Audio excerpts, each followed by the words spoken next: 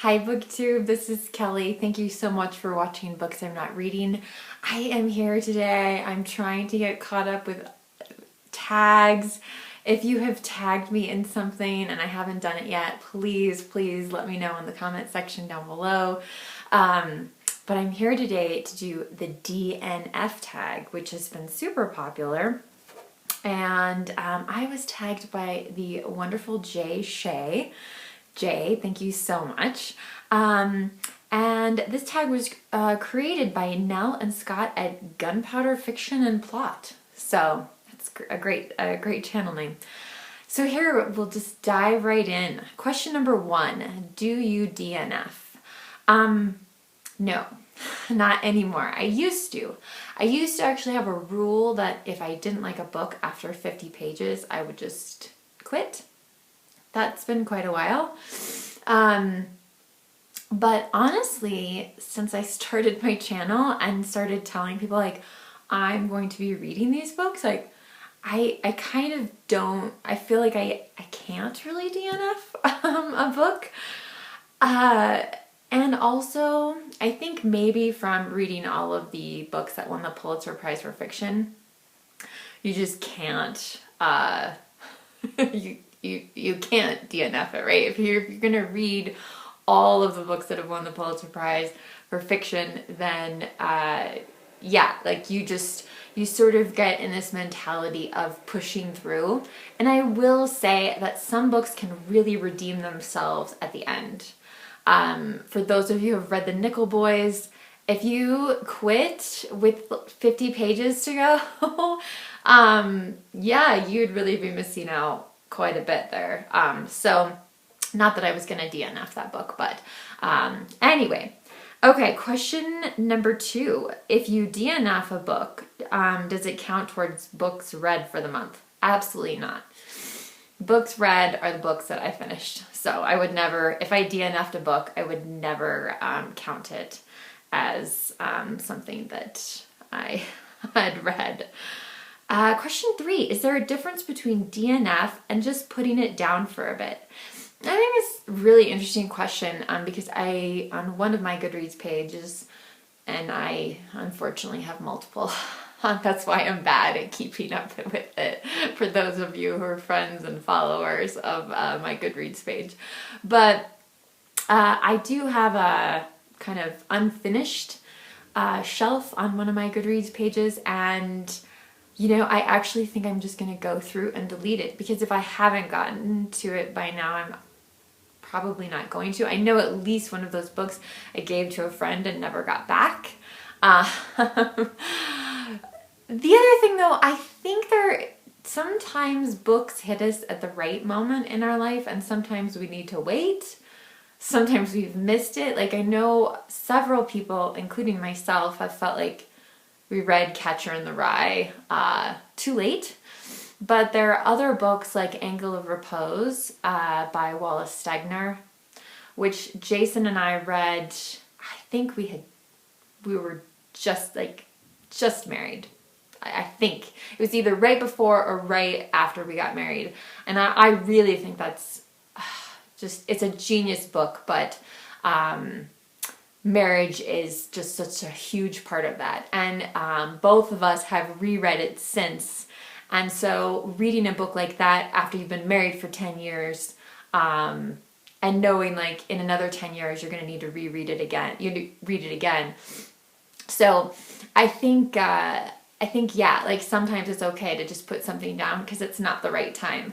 And I think we've seen a lot of that this year as well. But I know during a pandemic, it's not the right moment to read certain things. So, okay. What popular book have you DNF'd? So it's been so long since I've DNF'd something. This was a bit challenging. The last thing I remember DNFing was the Jane Austen Book Club by Karen Joy Fowler. I absolutely love the movie. Jason and I watch it often and quote lines from it often to each other and things like that. So film is a vast improvement on the book. The book I was reading it for a book club and I quit.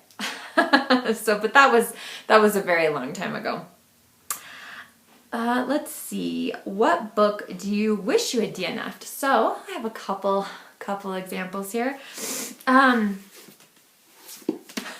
Talked before about Mark Halperin's Winter's Tale, which, by the way, doesn't have anything to do with the Shakespeare play. And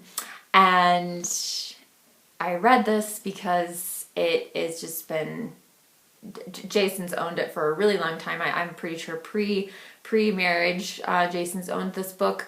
And every winter he'll be like, oh, I should read Winter's Tale. And so finally, when they turned it into a movie, I just said, well, I'm going to read it before the movie comes out. And both the book and the movie are terrible. The other more recent book that I wish I had DNF'd was actually a book for ShakeTube last year. Some of us got together and read Women of Will, The Remarkable Evolution of Shakespeare's Female Characters by Tina Packer. And I was absolutely mortified that I had grabbed this off the shelves and asked a bunch of people on BookTube to read it, because Tina Packer makes just really wild assumptions about Shakespeare, and so it was an interesting discussion, but I was a bit embarrassed at my choice. So let's see. Number 6, do you ever re-attempt to read a DNF? Has this ever been successful for you? I can't think of any book that I've DNF'd that I've tried again. I think, again, that would be more like, oh, I'm not ready to read this right now, and putting it down. I can see myself doing that. But like Electricity by Ray Robinson, which talked about in a recent video, I could definitely see certain times in my life where if I had tried to read that book, I wouldn't have been very successful about it. It needed to be at a certain moment. So I'm glad I read it when I did. Let's see. Number 7, what do you do with books you DNF? So I find this really fascinating because many of you, your home library is yours. You have sole control. It's like controlling the remote control, right? You don't have to share it with anyone, and you don't have to make decisions together about the library. So, for instance, both of these books, I would so have just instantly taken them to the library to donate, or a free library or something like that. But I would never have kept them. But because I share a library with my husband, and there's tons of books in here that he holds dear that he hasn't read, I don't get to make all the decisions. So if it's a book that's really kind of more mine, and Jason doesn't have any interest in reading it, then yes, I'm allowed to donate it, put it out into the world.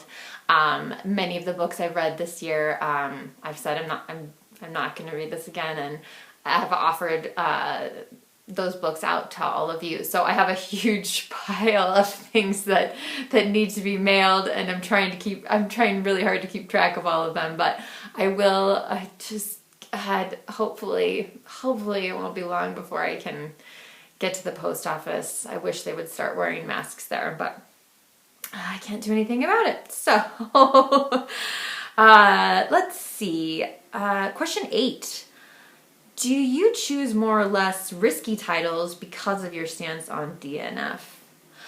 I guess so.